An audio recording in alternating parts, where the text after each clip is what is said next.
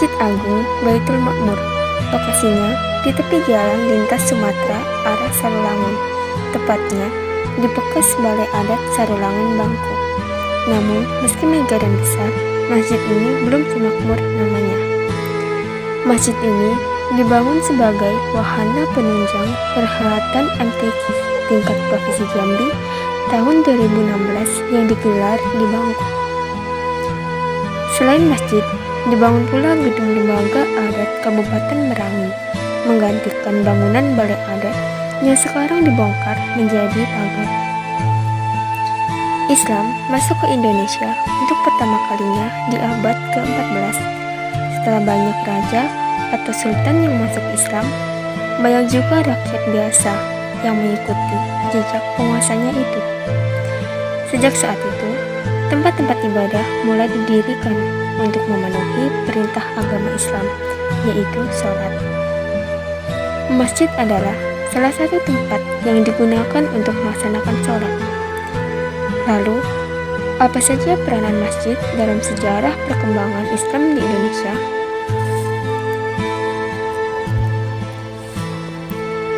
Fungsi utama masjid adalah tempat beribadah untuk orang Muslim. Kata masjid atau masjid berasal dari bahasa Aramik sajadah, yang artinya merebahkan diri dalam rangka bersujud kepada Tuhan Yang Maha Esa. Pengertian dari masjid tersebut bisa dikaitkan dengan hadis Bukhari yang menyatakan bahwa bumi ini dijadikan bagiku untuk masjid atau tempat sholat dan alat pensucian untuk tayamum. Dan di tempat mana saja seseorang dari umatku mendapat waktu sholat, maka sholatlah di situ. Jika hadis tersebut dapat dibenarkan, maka masjid selalu bersifat universal bagi semua orang. Dengan sifat itu, orang-orang Muslim diberi hak untuk bisa melakukan ibadah dimanapun asal bersih. Selain untuk melakukan sholat, masjid juga digunakan untuk menyelenggarakan acara kegiatan Islam, mempraktikkan ajaran agama Islam, dan juga menjalin tali persaudaraan atau ukhuwah Islamiyah. Masjid juga dianggap penting sebagai pusat kebudayaan bagi orang Muslim. Di Indonesia sendiri, masjid memiliki banyak sebutan, tergantung dari mana wilayahnya. Misalnya saja, di Jawa, masjid akrab disebut masjid, dan di Aceh, masjid sering disebut museum. Pada awalnya, perkembangan di masa Rasulullah Muhammad SAW, masjid menjadi bagian tak terpisahkan dari perkembangan agama Islam. Masjid menjadi pusat dari perkembangan Islam itu sendiri. Pada masa awal perkembangan Islam di Nusantara pun, tidaklah terlepas dari pengoptimalan peran dan fungsi masjid tersebut. Hal ini terlihat dengan banyaknya masjid-masjid kuno yang terdapat di berbagai pelosok Nusantara yang masih terpelihara dengan baik dan dianggap sebagai warisan kebudayaan Islam. Hingga akhirnya di setiap desa didirikan sebuah masjid yang disebut masjid desa, dikarenakan pentingnya keberadaan masjid itu sendiri dalam penyebaran agama Islam. Dengan dikembalikannya peran dan fungsi masjid berarti mengembalikan arti pentingnya Islam dalam kehidupan bermasyarakat. Dalam artian, masjid dapatlah kembali menjadi basis dari dakwah umat Islam tersebut.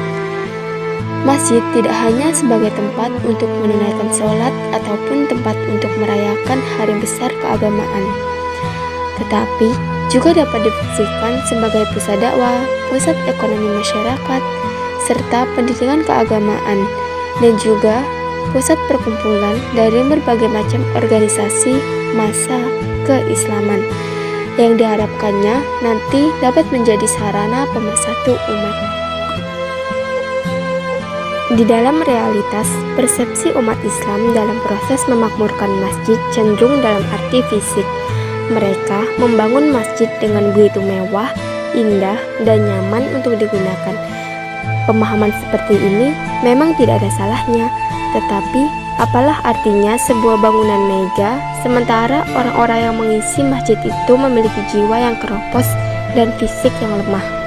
Padahal Allah menyinggung orang yang memakmurkan masjid adalah orang yang jiwanya kuat dalam arti memiliki keyakinan yang teguh kepada Allah dan hari akhir, serta menunaikan sholat. Di samping itu, secara fisik ia juga harus menjadi orang yang kuat dalam hal ekonomi, sehingga mampu mengeluarkan zakat untuk menghidupi aktivitas yang ada di dalam masjid. Dengan demikian, persoalan memakmurkan masjid adalah persoalan meningkatkan kualitas dari jamaah masjid itu sendiri. Kualitas yang dimaksud tidak hanya sebatas pada seberapa sering jamaah mengikuti aktivitas di masjid, melainkan juga pada kualitas kehidupan yang dijalani setiap harinya. Jangan sampai ada jamaah yang rajin datang ke masjid, tetapi dalam kehidupannya ia tidak bisa makan, kurang peduli kepada sesama, bersikap egois, kurang pendidikan, dan sebagainya. Untuk itulah, persepsi yang harus diubah di kalangan umat Islam adalah pemahaman tentang memakmurkan masjid. Pada era sekarang, sudah seharusnya dikembangkan pemahaman agar masjid mampu memakmurkan umat Islam, terutama jamaah di lingkungan masjid. Kehadiran masjid di lingkungan jamaah tidak dijadikan sebagai beban yang dapat memberatkan para jamaah. Justru sebaliknya, masjid dapat memberikan kenyamanan, ketenangan, dan kebahagiaan bagi para jamaahnya. Beberapa tulisan yang telah dipublikasikan oleh para ilmuwan dapat dijadikan bahan kajian untuk memaksimalkan kembali fungsi masjid dalam kehidupan umat Islam. Langkah yang dapat ditempuh untuk melakukan perubahan tersebut, yang pertama, membentuk dan memaksimalkan peran dalam pengurus masjid. Bagi masjid yang belum memiliki struktur yang jelas, perlu kiranya dilakukan pembentukan dan pembuatan aturan yang jelas, sehingga masing-masing pengurus mempunyai rasa memiliki dan rasa tanggung jawab terhadap tugasnya masing-masing. Masjid memiliki jamaah yang di dalamnya terdapat perbedaan-perbedaan baik dari sisi pengetahuan, pemahaman, tingkat religiusitas, status sosial, dan sebagainya. Dengan adanya perbedaan-perbedaan tersebut, diperlukan adanya penggerak, pemersatu, dan pengayom yang dapat menyatukan persepsi di antara para jamaah. Bagi masjid yang telah ada struktur pengurusannya, tentu perlu dimaksimalkan peran dan fungsinya sebagai takmir masjid.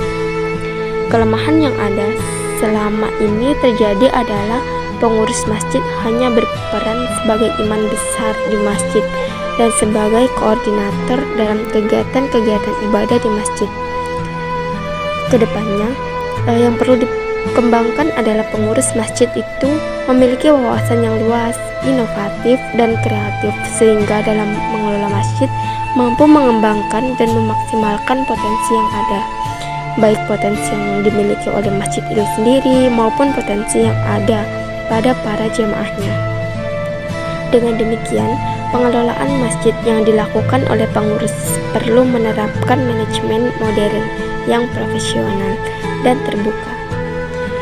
Kemudian, langkah kedua adalah perlunya pendataan jamaah masjid, baik menyangkut jumlah jamaah maupun potensi yang dimilikinya. Berkenaan dengan jumlah jamaah, maka perlu didata dari segi usia, jenis kelamin, pendidikan, mata pencaharian, kecenderungan ormas yang diikuti, dan alamat yang jelas. Sementara itu, potensi yang perlu diketahui adalah ekonominya, pemahaman keagamaannya, dan status sosialnya. Data-data itu diperlukan agar pengurus masjid ketika ingin memberdayakan jamaahnya akan mudah melakukannya. Pengurus akan tahu siapa yang dapat membantunya dalam mengembangkan ilmu, siapa yang dapat membantu dalam pengembangan ekonomi, siapa yang dapat membantu dalam sektor keagamaan, dan siapa yang layak untuk dibantu, dan berbagai hal lainnya yang dapat dikembangkan di lingkungan masjid. Dalam menyikapi masjid untuk peradaban baru, maka masjid sekarang ini hendaknya tidak hanya diposisikan sebagai tempat beribadah saja. Masjid adalah bagian penting dari kehidupan umat Islam dalam membentuk ikatan persaudaraan, kerukunan, dan kebersatuan. Nilai-nilai semacam ini harus ditumbuhkan lagi sebagai bentuk kesadaran pada setiap individu.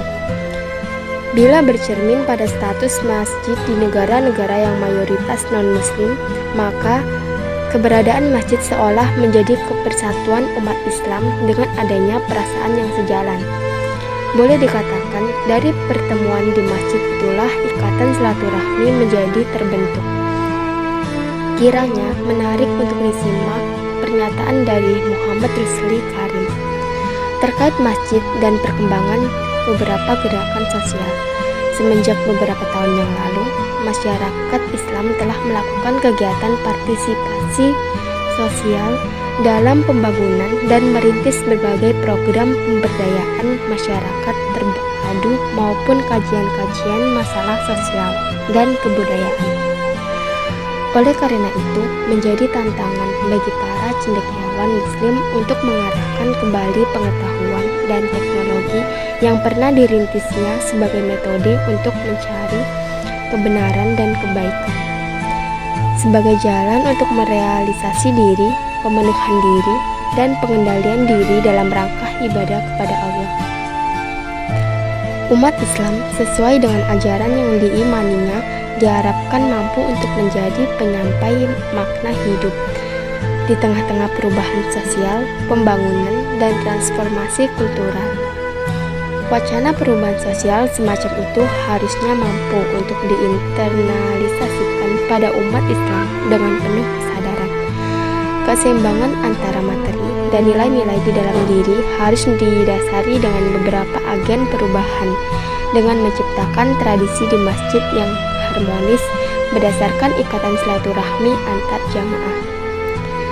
Kegiatan sosial budaya di masjid harus dibentuk dengan mengacu pada lingkungan sekitarnya, bukan penerapan ajaran agama yang sepenuhnya meniru Nabi Muhammad SAW.